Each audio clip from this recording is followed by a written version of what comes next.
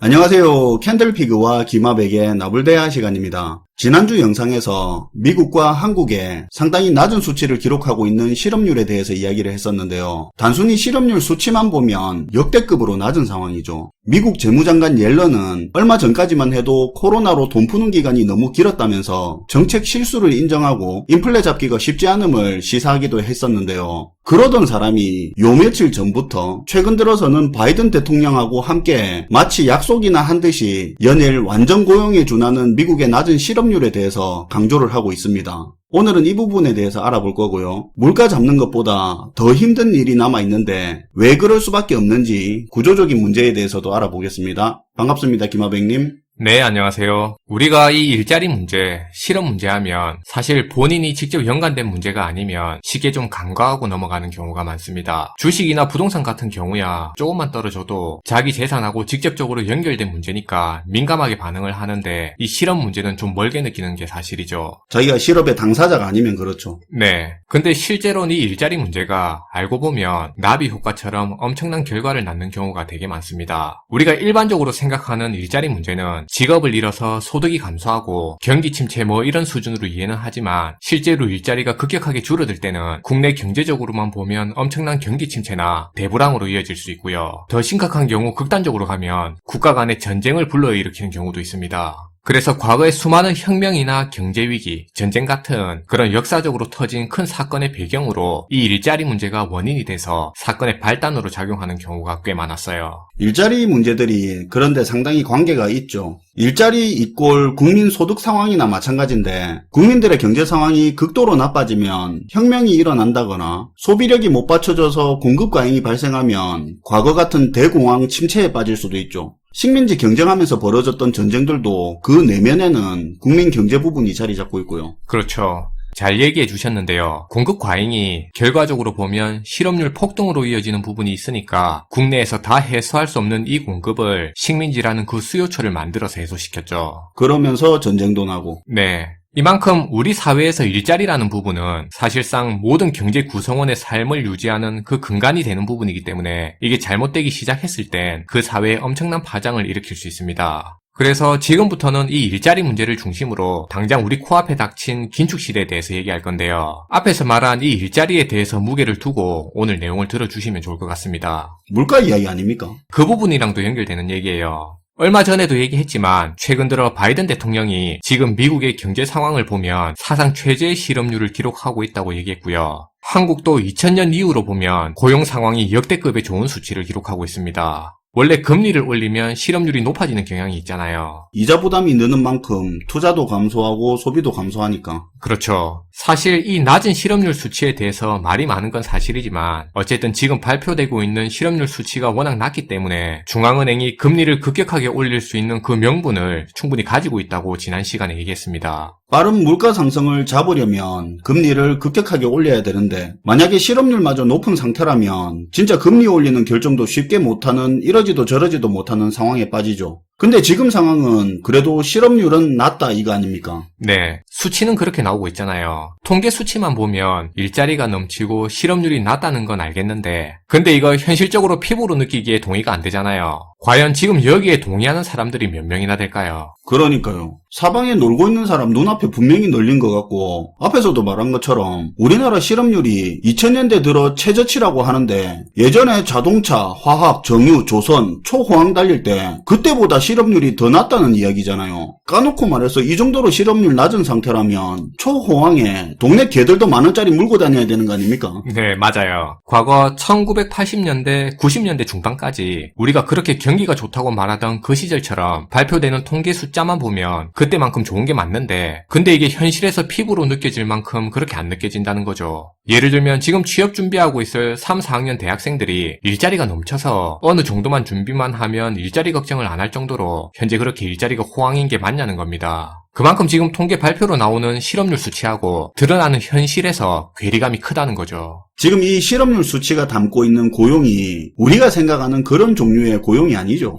우리가 이렇게 한번 생각해 볼게요. 예를 들어 일반적으로 생각했을 때 제가 부모 입장에서 볼 때 제 자식이 능력이 부족할 수도 있고 뛰어날 수도 있겠지만 어쨌든 취업을 했다는 건 우리가 받아들일 때 그 직장의 월급이 많든 적든 물론 뭐 사회적인 인식에 따라서 좋은 일자리도 있고 나쁜 일자리도 있겠지만 어쨌든 이런 월급을 가지고 인생을 설계해 나갈 수 있는 그런 직업을 가졌을 때 우리는 일반적으로 취업을 했다고 인정합니다. 그러니까 어느 누가 객관적으로 보더라도 지속될 수 있는 꾸준한 직업을 가지고 소득을 얻고 그리고 그 소득을 통해서 자신의 삶을 설계할 수 있어야 그게 진짜 제대로 된 일자리라고 볼 수 있는 거죠. 그렇죠. 보통 일자리 하면 기본적으로는 오랫동안 안정적으로 일을 한다던가 경력을 쌓아서 그 경력을 활용해서 이어갈 수 있는 그런 일자리를 생각하죠. 그리고 그 일자리를 가지고 가정도 꾸리고 대출 이자도 갚고 그런 일상적인 삶의 패턴을 계획하고 유지할 수 있어야 그걸 일자리다운 일자리라고 하잖아요. 그쵸. 예를 들어 단기 알바처럼 언제 그만둘지도 모르는 그런 일자리에 취직을 했다고 해서 그걸 가지고 우리가 제대로 된 일자리를 가졌다고 그렇게 생각은 안 하잖아요. 지금 이게 포인트입니다. 현재 실업률이 보여주는 의미가 이건 거죠. 여기서 경기가 조금만 나빠지면 실업률이 와르르 하고 무너지는 그런 거품 같은 일자리 요소가 현재 상당 부분 포함된 수치라는 거죠. 이런 의미에서 보면 지금 미국도 그렇고 우리나라도 마찬가지고 유럽도 다 사실은 제대로 된 일자리가 현재 부족한 상태라고 볼 수 있고요.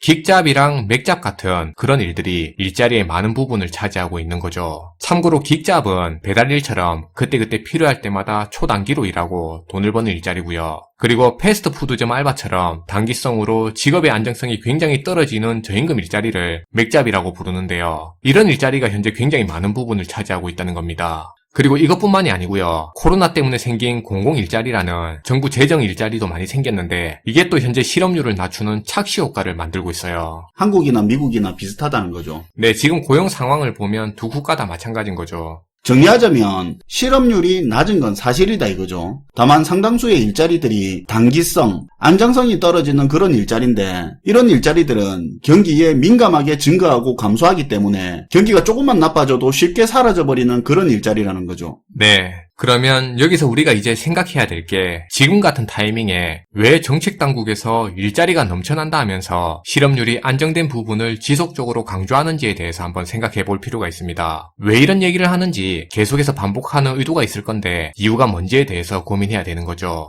이들이 뭔가 향후의 정책을 펼치는 데 있어서 이에 대한 명분을 갖추려고 하는 의도에서 하는 얘기인 걸 수도 있다는 겁니다. 그러니까 향후 강한 금리 인상을 위한 명분 쌓기일 수도 있다는 거죠. 그래서 만약에 지금 상황이 앞에서 말한 이 기준이라면 당장 수치만으로는 실업률이 문제가 덜해 보이지만 실제 일자리 문제가 사실은 생각보다 이미 굉장히 심각한 수준일 수 있어요. 근데 정책 당국 입장에서 이 일자리 문제를 지금 인정해버리면 금리 인상과 같은 이런 물가 통제를 위한 긴축 정책을 절대 못 펼치게 되니까 왜냐하면 정책적으로 이게 불가능하잖아요. 물가를 잡으면서 동시에 일자리를 늘리는 그런 경제정책은 없으니까요. 물가를 잡기 위해서는 금리를 올려야 되는 건데 근데 그럼 기업들이 투자를 줄여서 일자리가 줄어들게 되고요. 그렇다고 금리를 낮추면 기업 투자가 확대돼서 고용이 확대될 수는 있겠지만 대신에 지금처럼 물가 문제가 또 불거질 수 있는 거죠. 그래서 이 두 가지를 동시에 해결할 수 있는 방법은 없다는 겁니다.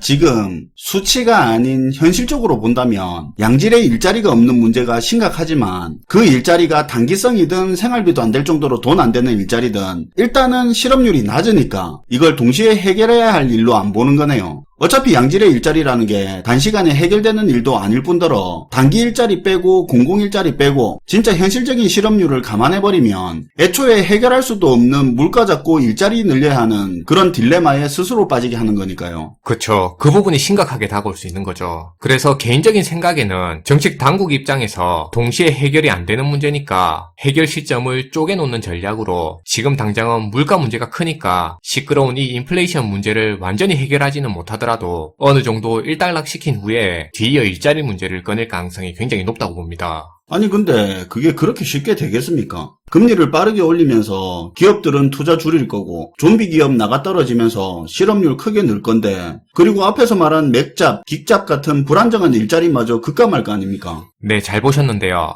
현재 물가를 잡기 위한 명분을 위해서 실업률이 낮다는 걸 내세우고 있지만 현실은 실업 문제가 심각한 상황에서 긴축을 빠르게 하는 것과 다름이 없는 거죠. 그러다 보면 물가를 잡지도 못했는데 긴축을 할 때 벌어질 수 있는 약간의 침체에도 예상보다 실업률이 폭증하면서 실업률의 민낯이 순식간에 드러날 수 있다는 거예요. 그리고 금리 인상 과정에서 수많은 기업들이 쓰러져서 사라질 게 뻔하고요. 그럼 일자리는 또 줄어들게 될 거고, 지금 우리 같은 경우는 벌어서 이자도 못 내는 그런 좀비 기업들이 많다고 하니까 그 충격은 더 크게 다가올 수 있겠죠. 게다가 지금 실물 경제를 보면 미국에선 이미 내구재를 포함해 소비가 줄고 있는 현상이 나타나고 있는데, 우리나라도 지금 거리두기 다 풀었는데 저녁에는 장사가 안 될 정도로 소비가 없고 슬슬 기업들 실적 악화와 비상경영 돌입 소식도 하나둘 전해지고 있습니다. 하반기부터는 본격적으로 기업들의 이 실적 감소 문제가 불거지게 될 가능성이 큰데, 여기서 우리가 기억해야 될 게 있습니다. 보통 경기 침체 때 보면 우리가 투자를 꺼리면서 잘 안 하게 되잖아요. 기업도 마찬가지라는 거죠. 실적이 줄고 경기 침체 우려가 커지면 기업들도 투자를 줄이게 되고, 그게 또 일자리 감소로 다시 이어질 가능성이 크다는 겁니다.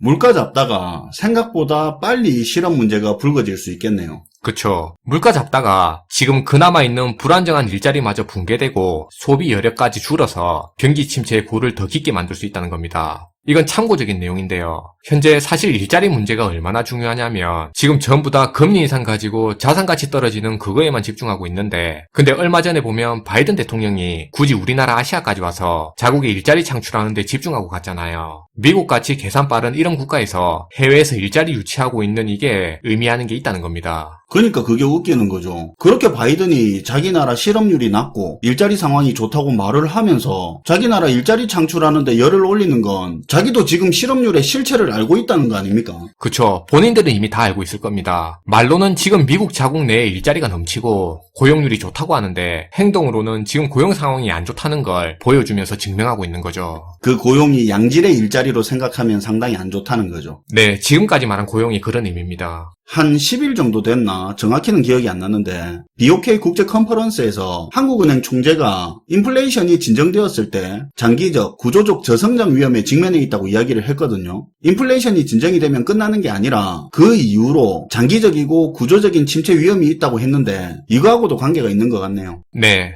그래서 지금 오고 있는 게 위기든 침체든 우리가 어떤 표현을 쓰든 이 문제가 꽤 장기화될 가능성이 높고, 지금까지 고용시장에 쌓여있던 구조적인 문제가 한 번에 드러나는 거기 때문에 우리 경제 시스템에 굉장히 심각한 상황으로 크게 다가올 가능성이 높다는 생각입니다. 물가 잡힌다고 거기서 끝날 문제도 아니고 일자리 문제로 인해 소비력 감소로 침체가 길어질 수도 있는 거네요. 오늘도 잘 들었습니다, 김하백님. 네, 감사합니다. 얼마 전에 미 연준의 연구진이 그런 이야기를 했는데요. 높은 인플레이션과 낮은 실업률은 역사적으로도 침체의 전조였다고 했었는데요. 어떤 분들은 러시아 전쟁만 해결되면 물가가 진정될 거라고 하고, 또 다른 누구는 무슨 소리 하냐, 과도하게 돈을 푼 게 본질이라면서 그거 해결 못하면 물가 절대 안 잡힌다고 이야기를 하고 있는데요. 근데 그보다 더 중요한 건 물가를 설령 잡았다 하더라도 그 과정에서 양질의 일자리가 부족한 상태에서 입은 타격으로 인해 침체가 생각보다 깊고 길어질 수 있다는 거죠. 시청해주셔서 감사하고요. 지금까지 나불대화 시간이었습니다.